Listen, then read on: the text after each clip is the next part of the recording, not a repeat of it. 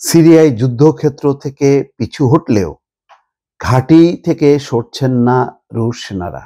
দর্শক বুঝতেই পারছেন, নাটকীয় পরিস্থিতি কিন্তু ভবিষ্যতে মোড় নেবে, তার একটা ইঙ্গিত হচ্ছে এই শিরোনামটি যে সিরিয়ায় যুদ্ধক্ষেত্র থেকে পিছু হটলেও ঘাঁটি থেকে সরছে না রুশ সেনারা। তাদের দুটি শক্ত ঘাঁটি আছে, সেই ঘাঁটি তারা সরাচ্ছে না, কিন্তু যুদ্ধক্ষেত্র থেকে সরে গেছে। 12 দিনের যে ঝটিকা যুদ্ধে বিদ্রোহীরা দখল করে নিল দামেস্কে এবং বাশার রাশিয়ায় পালিয়ে গেল। তার প্রথম অন্তত 5-6 দিন রাশিয়ান বিমানগুলো ব্যবহৃত হয়েছে বিদ্রোহীদের বিরুদ্ধে।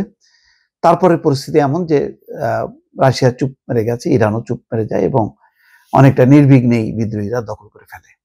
দখল করার পর পরিস্থিতিটা হলো এই যে ইসরায়েল গোলান মালভূমি, যে বাফার জোন, সেই জোন দখল করেছে এবং তারা দামেস্কের উপকণ্ঠে চলে এসছে। অর্থাৎ ইসরায়েল নতুন করে মধ্যপ্রাচ্যে তার নিরাপত্তা বলয় সাজাচ্ছে সিরিয়ার ভূমি দখল করে। এখন বলা হচ্ছে যে এই যুদ্ধে সবচেয়ে পরাজয় হয়েছে পুতিন, অন্যদিকে হচ্ছে ইরানের। তো পুতিনের পরাজয় হয়েছে, এটা সত্য যে পুতিন যুদ্ধ করেছে এই 2 যুগ সময় ধরে বাশারের পক্ষেই, কিন্তু শেষ পর্যন্ত রাশিয়া টিকতে পারলো না, ইরানও পিছু উঠলো। তো তার মানে কি সব শেষ হয়ে গেল? না, শেষ হয়নি। ইসরায়েল যে নতুন করে ঘাঁটি গাড়ছে, এটা নতুন যে বিদ্রোহীরা ক্ষমতায় আসলো, তারা কি এটা ভালোভাবে দেখছে? এটা কিন্তু তারা এখনো অফিসিয়াল কোনো মন্তব্য করেনি, কিন্তু সিরিয়ার জনগণ কিন্তু এটা মানবে না। নতুন যে ক্ষমতায় যারা আসবে তারাও কিন্তু এটা সহ্য করবে না। তার মানে হচ্ছে আবার নতুন একটি বিরোধের সূত্রপাত হলো, যেখানে হয়তো রাশিয়ার সাথে তাদের আবার যোগাযোগ হবে এবং বলা হচ্ছে যে ইতিমধ্যে নতুন সরকারের সঙ্গে পুতিনের যোগাযোগ হচ্ছে। তাহলে দখলদারদেরকে তাড়াতে যদি আগামীতে রাশিয়া এবং ইরান নতুন আঙ্গিকে যদি অংশ নেয়, অবাক হবার কিছু থাকবে না, তেমনটাই ইঙ্গিত দিচ্ছে অন্তত এই খবরে বলা হচ্ছে সিরিয়ায় উত্তরাঞ্চলের যুদ্ধক্ষেত্র এবং আল ওয়াইদ পর্বতমালার নিরাপত্তা চৌকিগুলো থেকে নিজেদের সেনাদের সরিয়ে নিয়েছে রাশিয়া। সিরিয়ার প্রেসিডেন্ট বাশার আল আসাদের পতনের পর এমন পদক্ষেপ নেওয়া হয়েছে, তবে সিরিয়ায় রাশিয়ার 2টি প্রধান ঘাঁটি থেকে সেনাদের সরানো হচ্ছে না। সিরিয়ার 4 জন কর্মকর্তা রয়টার্সকে এই কথা বলেছেন। সিরিয়ার ক্ষমতাচ্যুত প্রেসিডেন্ট বাশার আল আসাদ এবং তার প্রয়াত বাবা সাবেক প্রেসিডেন্ট হাফিজ আল আসাদ মস্কোর সঙ্গে সুসম্পর্ক বজায় রেখেছিলেন। তবে সম্প্রতি বাশার আল আসাদ সরকারের পতনের পর সিরিয়ায় অবস্থিত রাশিয়ার 2টি ঘাঁটির ভবিষ্যৎ কি, সেইটি প্রশ্নের মুখে পড়ে। এই 2টি ঘাঁটি হলো লাতাকিয়াই হামেইমিম বিমান ঘাঁটি ও তারাতুসের নৌঘাঁটি।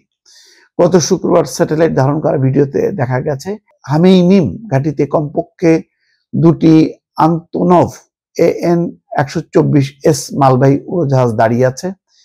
দেখে মনে হচ্ছে মালামাল তোলার জন্য এগুলোকে প্রস্তুত রাখা হচ্ছে। আন্তনভ AN-124S উড়োজাহাজ বিশ্বের সবচেয়ে বড় পণ্যবাহী উড়োজাহাজগুলোর মধ্যে একটি। হামেইমিম ঘাঁটির বাইরে দাঁড়িয়ে থাকা এক নিরাপত্তা কর্মকর্তা বলেন, শনিবার অন্তত একটি পণ্যবাহী উড়োজাহাজ লিবিয়ার উদ্দেশ্যে ছেড়ে গেছে। রুশ সেনাদের সঙ্গে যোগাযোগে থাকা সিরিয়ার সামরিক ও নিরাপত্তা সূত্রগুলো রয়টার্সকে বলেছে, মস্কো তার বাহিনীকে সম্মুখ যুদ্ধের ক্ষেত্র থেকে প্রত্যাহার করেছে। তারা কিছু ভারী সরঞ্জাম ও সিরিয়ার জ্যেষ্ঠ কর্মকর্তাদেরও প্রত্যাহার করেছে। পরিস্থিতির স্পর্শকাতরতার কথা বিবেচনা করে ওই সূত্র বলছে, বাকি তাদের নাম প্রকাশ করতে রাজি হয়নি, তবে ওই সূত্র বলছে যে সিরিয়ার প্রধান ঘাঁটি থেকে সেনাদের সরাচ্ছে না রাশিয়া, এখন এমন কিছু করার ইচ্ছাও তাদের নাই। কিছু সরঞ্জাম এবং আসাদের সামরিক বাহিনীর উচ্চপদস্থ কর্মকর্তাদের মস্কোতে ফেরত পাঠানো হচ্ছে। এই পর্যায়ে তাদের লক্ষ্য হলো স্থলভাগের অগ্রগতি পর্যবেক্ষণ করা এবং সে অনুযায়ী আবারও সংগঠিত হওয়া ও সেনা মোতায়েন করা।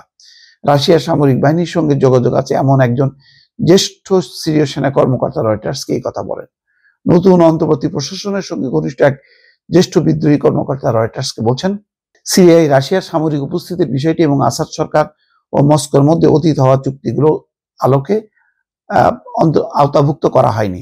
ওই কর্মকর্তা বলেন, এটি ভবিষ্যৎ আলোচনার বিষয় এবং সিরিয়ার জনগণই চূড়ান্ত সিদ্ধান্ত নেবে। মস্কো যোগাযোগের বিভিন্ন মাধ্যম স্থাপন করেছে বলে উল্লেখ করেন তিনি। ওই বিদ্রোহী কর্মকর্তা বলেন, আমাদের বাহিনীও এখন লাতাকিয়ায় রাশিয়ার ঘাঁটির কাছাকাছি রয়েছে, তবে এই ব্যাপারে বিস্তারিত কিছু বলেনি।